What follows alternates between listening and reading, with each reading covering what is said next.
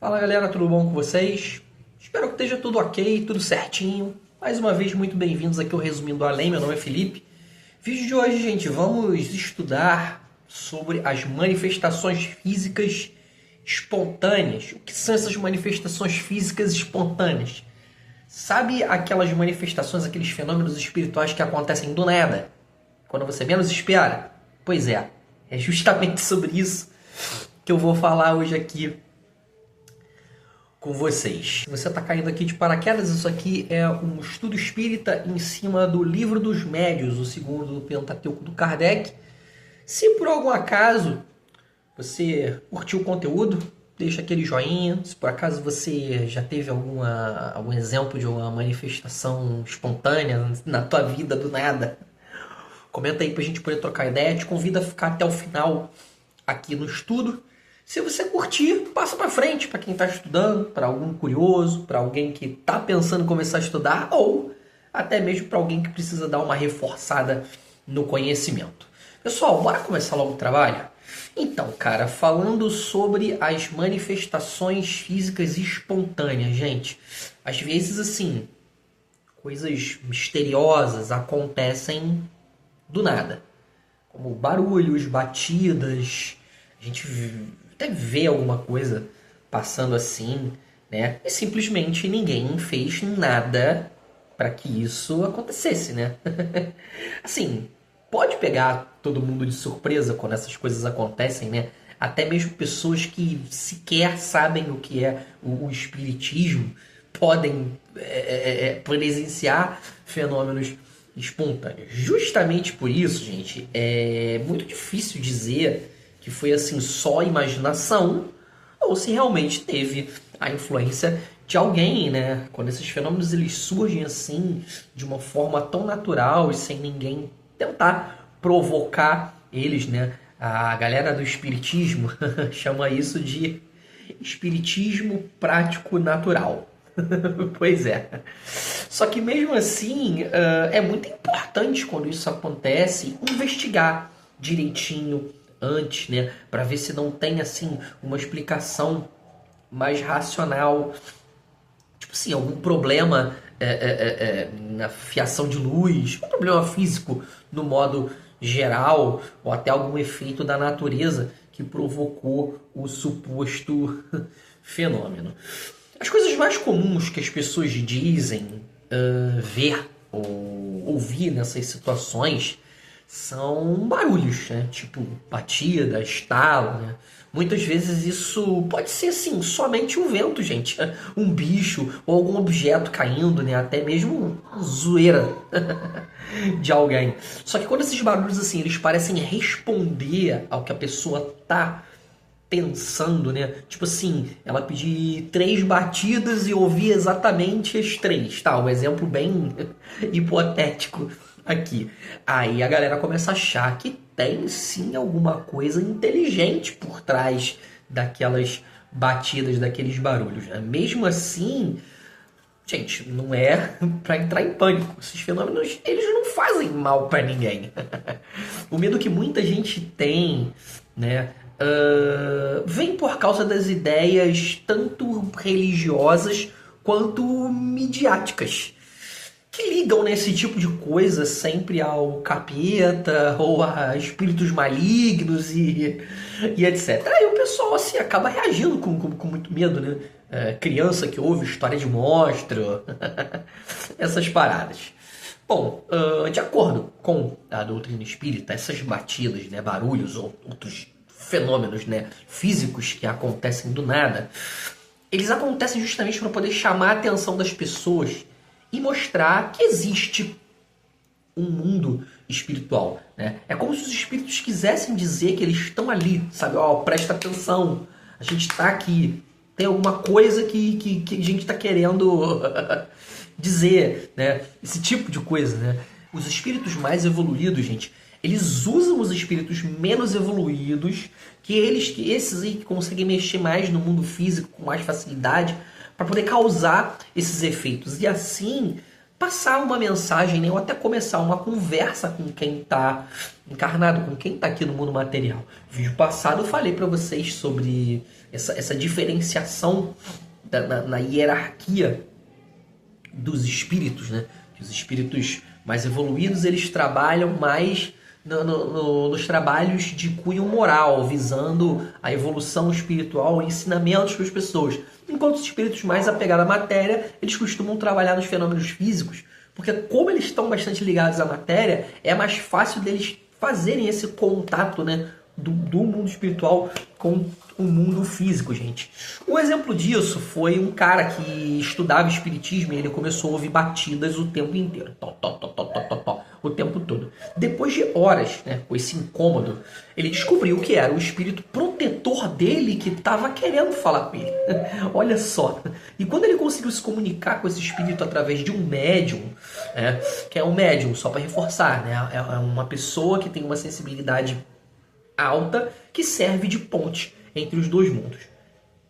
Ele conseguiu se comunicar com o espírito protetor através do médium. As batidas pararam, cessaram. Ou seja, o barulho ele estava ali existindo só para poder chamar a atenção do cara, né? Quando o recado foi dado, a comunicação foi estabelecida, não teve mais a necessidade de chamar a atenção dele, sabe? De continuar fazendo esses barulhos. E isso já aconteceu em outros casos também, né? Assim que a pessoa entende a mensagem, os barulhos cessam. Coisas como barulhos estranhos, objetos se movendo sozinhos, né? Até acontecimentos misteriosos, eles são comuns nas histórias que o povo conta, né? Muita gente acredita nessas coisas, ou seja, por medo, acabei de falar isso agora há pouquinho, ou por causa de superstições também, gente.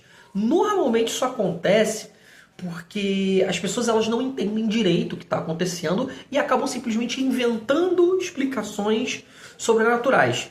E também que aproveite essas crenças, né, para poder enganar outras pessoas, gente. Tirar vantagem, os charlatães. E mesmo quando alguma coisa estranha realmente acontece, quem já tem a mente supersticiosa já costuma exagerar o fato. Isso é, tá, vai sair redundante que eu vou dizer, isso é um fato. Exagerar o fato é um fato. E a melhor maneira de lidar com isso, gente, é buscar entender o que realmente está acontecendo de verdade, né? Mostrar que os espíritos, eles não são assim, monstros, demônios. Eles só são seres que podem, assim, surpreender a gente e utilizam os artifícios que eles têm para poder se comunicar com a gente, né? Muita gente, assim, não entende e continua inventando coisas, ficando com medo e etc. Ou as pessoas que entendem, que estudam, simplesmente deixam o medo pra lá. Porque elas já sabem do que se trata. Várias histórias reais contam sobre como coisas estranhas acontecem. Tipo assim, os tais dos espíritos batedores, né? Tem um caso aqui do espírito batedor de Bergzabern. É bem interessante, né? Dar uma olhada mais a fundo sobre esse caso. E também casos parecidos aconteceram em cidades como Paris também, São Petersburgo, né? Relatados pelo Kardec no Livro dos Médiuns. Geralmente são situações onde parece que alguém está sendo, entre aspas, né, zoado por uma coisa invisível, né? Os objetos eles se mexem ali sozinhos, as cortinas balançam do nada, né? As camas ficam bagunçadas, né? Parece que quem está do outro lado quer dar zoada no plantão do cara, né? Quem passa com isso costuma, assim, fica até com vergonha de contar, né? Com medo de parecer maluco, mentiroso, essas coisas, né? E quando contam, isso sim, para pessoas que não estudam, não se interessam pelo assunto, as situações podem ser bastante constrangedoras, né? Gente, às vezes até mesmo os médicos dizem que isso aí é coisa da cabeça, né? Porque eles não consideram que a pessoa, assim, pode ter algo espiritual envolvido com ela. E, claro, né? Nem todo mundo é ligado ao espiritual, ao sobrenatural. Às vezes, assim, é só alguém que tá te zoando mesmo, pregando uma peça, né? Só que quando assim não tem uma explicação lógica, gente, muita gente acredita que pode ser coisa dos espíritos, né? E esses espíritos, na maioria das vezes, eles são como se fossem moleques travessos, né? Mal a comparação. Eles fazem bagunça, eles batem, mexem em coisas, né? E quando eles veem que estão conseguindo chamar a atenção, eles continuam. Por isso que sempre, gente, o melhor a se fazer é manter a calma, tentar entender o que está acontecendo e se precisar conversar com eles por meio de alguém que tenha a mediunidade, né, desenvolvida, pô, faça, porque certamente ele está querendo te falar alguma coisa. Isso, gente, que é muito importante estudar o espiritismo, cara, porque ele basicamente ajuda a gente a separar o que é real, né, do que é imaginação ou até mesmo do que é engano, porque muita coisa que parece misteriosa, gente, assim, pode ser só uma coisa boba acontecendo ou uma mera coincidência. A gente também não pode achar que tudo, oh meu Deus, é um espírito que quer se comunicar comigo. Não! Uma coisa interessante, gente, que essas manifestações elas costumam acontecer em lugares onde pessoas habitam, quase nunca nos lugares vazios.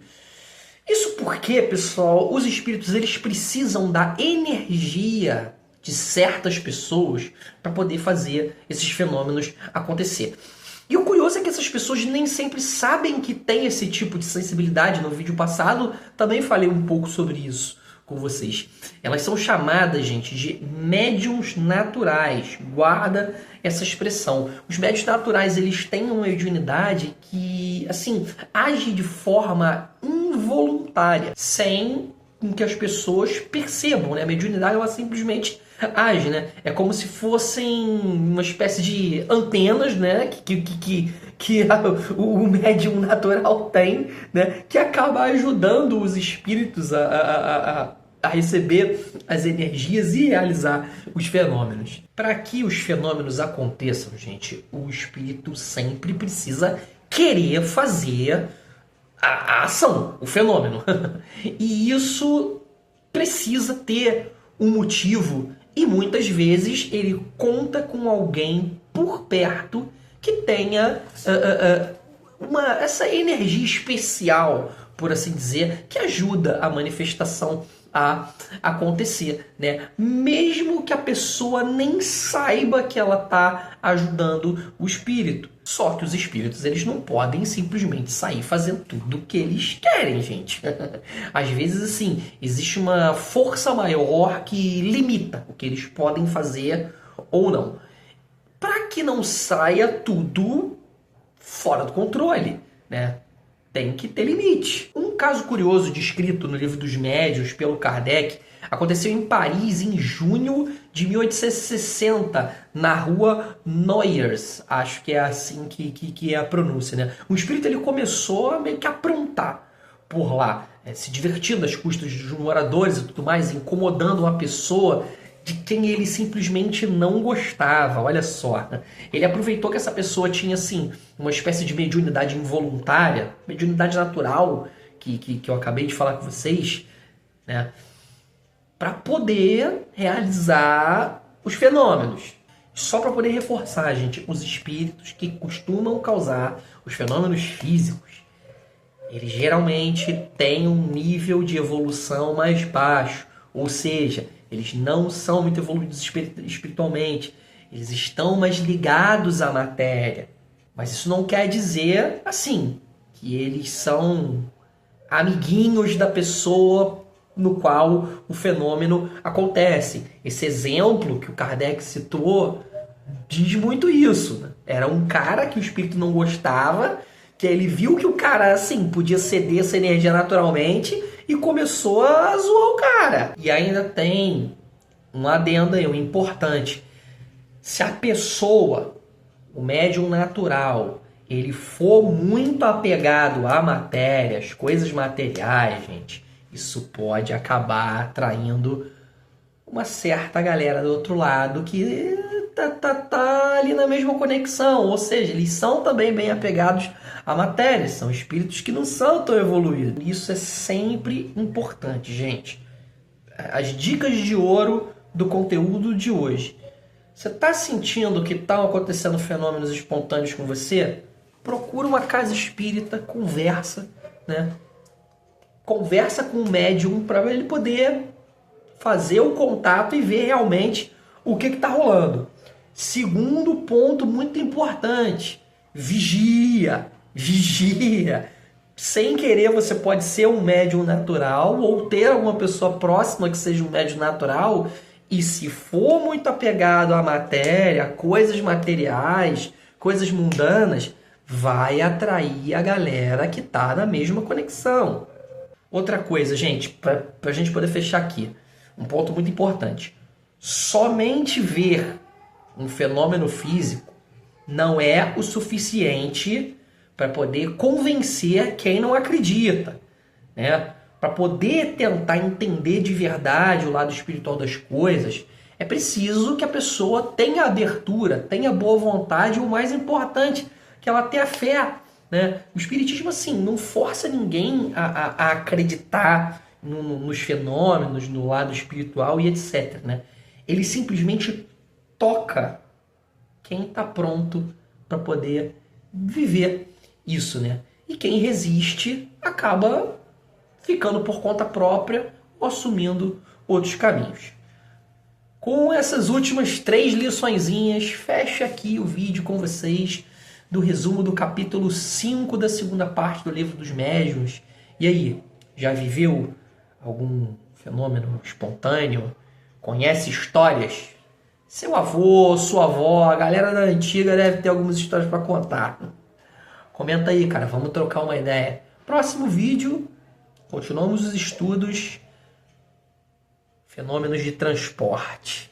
Esse assunto é bem interessante, acho que vocês vão curtir. Legal. Vou ficando por aqui, um forte abraço a todos, valeu, falou, beijo no coração, fora da caridade, não há salvação. Fui.